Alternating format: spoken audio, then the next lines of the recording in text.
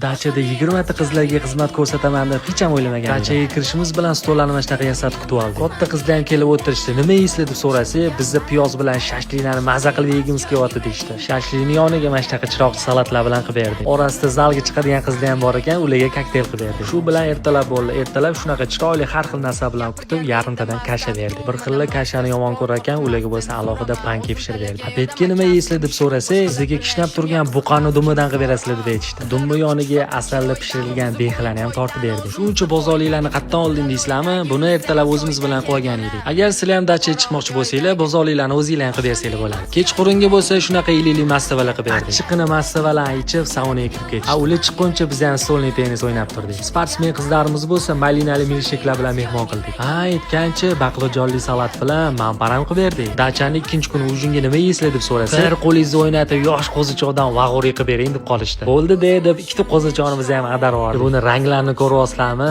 Qizlar, etinglar, hammanglar shunaqa o'zinglarni yaxshi ko'rasizlar. Dachaga dam olgan chiqsanglar odatda nima ovqatlar qilasizlar? Buni kommentariyada yozib ketinglar. 3-kun завтракka afsane kasha berdi. Yonida bo'lsa turetskiy завтрак ham qilib berdi. Obedga kelib ozgina zerikib qolishgan ekan, bitta o'zingizdan master klass ko'rsatib bering deyshti. Qorinni aldash uchun shunaqa 4 xil kurasandan sendvichlar qilib berdi. Kech payt bo'lsa, ketishdan oldin 2 xil rulet qilib berdi. Basseynda cho'milishayotganda orada 4-5 xil choylar, kokteyller, mevalar kesib bergan edi. Afsuski hammasini videoga sig'dira olmadim. Общий nechpur rasxod ketganini kommentariyada yozib topib ko'ring. Bu videoni oshxonaga kirmaydigan qizlarga jo'natib qo'yinglar.